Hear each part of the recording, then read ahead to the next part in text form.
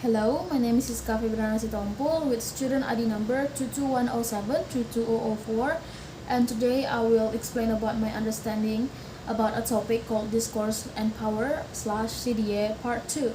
So this topic is a continuation of last week reading material, which Discourse and Power CDA Part 1. So in this part 2, we have two learning focus. The first one is the definition of CDA and also CDS, and the second one is three examples of CDA studies.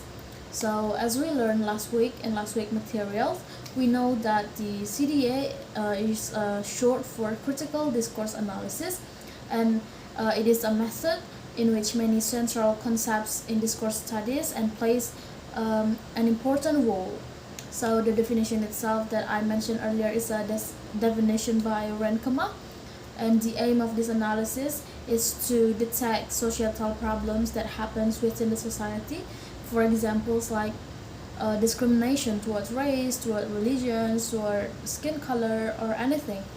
And CDA and CDS are mostly the same, and CDS is a short for critical discourse studies, and both of them, both CDA and CDS, are in the same ground, which is like a problem oriented interdisciplinary research movement, school or field which studies about the language and also the other semiotic system. So both of them are used in analyzing hidden or visible structures in dominance, power, discrimination, control, as manifested in language. So the main interest of these approaches is to determine the relationship between language, ideology, power, and social structure, like for example the social inequality that is constructed in language. Like for examples in social inequality is between women and men. Like we can see like how different they use language in certain area in their life. For example, like in their work environment, maybe they use different styles, or when they in their family, they also use different style of language. So it depends on the situation they are, or it depends on the situation they belong. Or other example could be like the discourse that is happening or viral on TikTok right now, which about the statement reading have always been political. So actually it is related to a large community on TikTok called Book Talk, which is the book community on TikTok, which is became the place where readers can share their reading progress or their reading experience with the hashtag Book Talk. So currently there is a book talker that said reading is not political, and she called out by other influencers of book talk and said they make a statement about like this reading has always been political. I myself actually do agree that reading has always been political, because discourse itself is both spoken and written, and through writing, the idea, the ideology, and the power will always move progressively rather than the spoken version of discourse. And the text itself is contain like political ideas or political thought, like even like the slightest idea that is written, it can be like a political thought or like political ideas. And yeah, the reason why I bring this topic to these examples, it's because like text is a combination of words in certain language, and language itself is related to politics. And yeah, that's why. And also language also holds power. Yeah, that's the thing, and that's why reading has always been political to me and to everybody else on that is support the statement. And CDS started in 1990s, and since then has been developed like even broadly based international program with a set of approaches that explores about the relationship between discourse or language use and the people who use it, and the societal and political context behind it. And by studying discourse, we also know that language is implicated with power and ideology, and it can determine on how the language is used, the effect of the language itself, and what it reflects, who it serves, and the position or the perspective or the values of the users. And as I mentioned earlier, discourse is also related to like the social patterns such like domination, discrimination, exploitation, etc. And behind the topic that is also told in CDA, it's also contain like the hidden effects, and it's exposed, so it can bring awareness to people to make social change, to make a revolution. And CDA is also typically normative, so it judges what is right or what is wrong, what is ethical, what is unethical.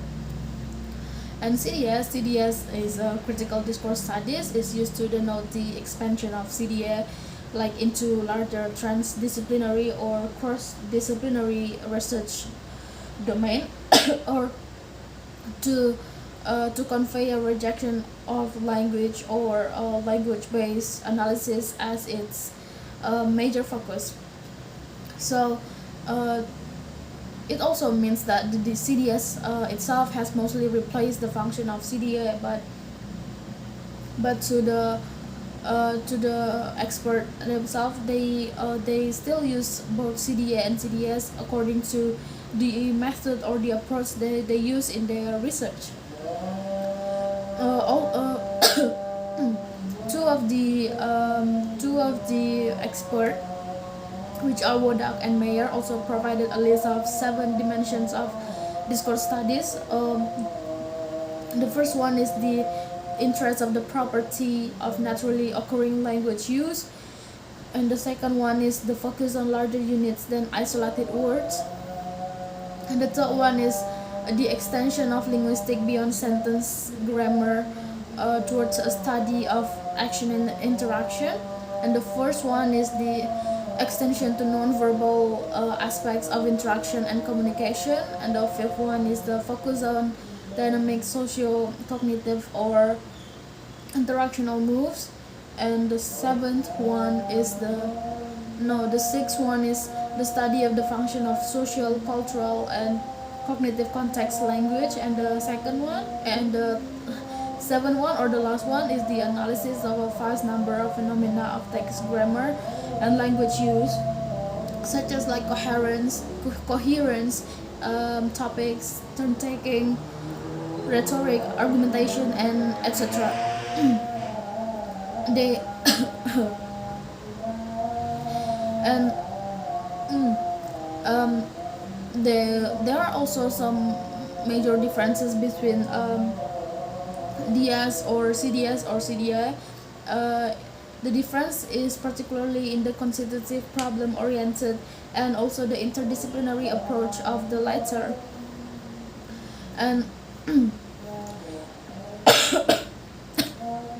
in principle, like CDA and CDS can be used in relation of any type of topic or discourse or medium, because they can adopt a varied types of methodologies. And as I said earlier, like the experts themselves also still use both of the method, but they can choose which one is more suitable for them. And with the idea, we can infer that CDA and CDS both include the unjust and the biased treatment of people based on the differences such as religion, race, sexual orientation, gender, class, or anything that separated them. The works of CDA and CDS are also mostly about capitalism, nationalism, or liberalism, or anything about ism, like including about the teaching materials and policy documents. And the more recent is about environmental studies or the the climate change discourse, and it can be also talked about in many other medias, such as social media or film, newspaper, online article, or anything. And the second material is about like three samples of CDA and CDS studies. As I mentioned earlier, like the media that is used in CDA and CDS are largely wide, so it can be article or social media or film, newspaper, or anything. And but the material that Mr. Hanafi gave us is about like three published articles that published in 2018. So the first article is entitled "Fabricating the American Dream in U.S. Media Portrayals of Syrian Refugee," a discourse analytical study written by Bathia and Jenks. And the second sample is entitled Traces of Neoliberalism in English Teaching Materials, a critical discourse analysis written by Babai and Sheikhi in 2018. And the third one is The Selfie as a Global Discourse by Voom and Andrum, that is written in 2018. So yeah, that's all that I can say about this topic. So thank you very much. I'm also sorry for my cough because I'm currently sick. Thank you very much.